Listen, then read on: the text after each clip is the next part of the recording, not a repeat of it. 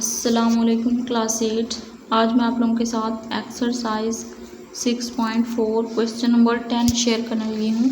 इस क्वेश्चन के हमने बनाने हैं फैक्टर a की पावर 4 माइनस 26a² प्लस 169। तो इसके हमने बनाने हैं फैक्टर। तो फैक्टर बनाने के लिए ये जो दरमियान वाली वैल्यू है ना, इसको अगर हम हाफ कर लें, मतलब ये 26 को अगर 2 पे डिवाइड करें, 2 1 द 1 2 3 द 6, तो 30 minus 13a² minus 13a² 2 times लिखें तो उनको प्लस करने से तो 26 आता है ना। 13 को 13 के साथ जब प्लस करेंगे तो आएगा माइनस का 26a²।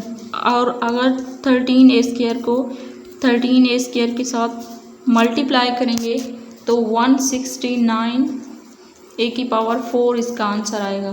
तो हमें यही चाहिए कि जो दरमियान वाली वैल्यू होती है ना, इसकी दो ऐसी वैल्यू हमने लेनी है कि प्लस या माइनस करने से ये दरमियान वाली वैल्यू आए और इन दोनों को मल्टीप्लाई करने से ये बाहर वाली वैल्यू आए।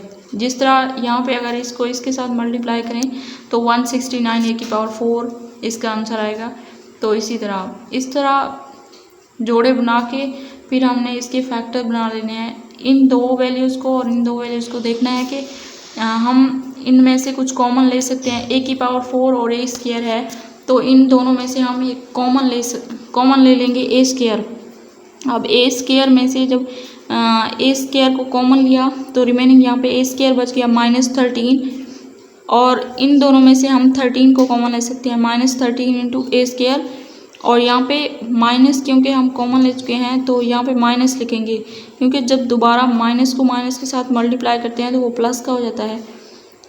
और 13 क्योंकि हम कॉमन ले चुके हैं तो 13 को इस 169 पे डिवाइड करेंगे तो 13 इसका आंसर आएगा। 13 1 द 13, 13 1 द 13, और यहाँ से क्या 13 3 द 39। तो यहाँ पे a² -13 आ गया।